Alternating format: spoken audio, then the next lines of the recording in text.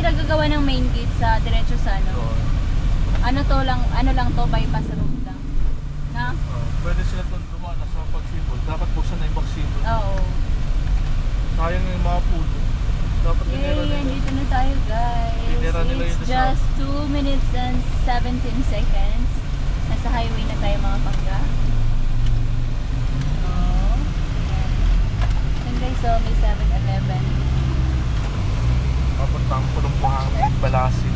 May high school na dyan in elementary. Thank you for watching! Hirap ang video na may kasamang bata.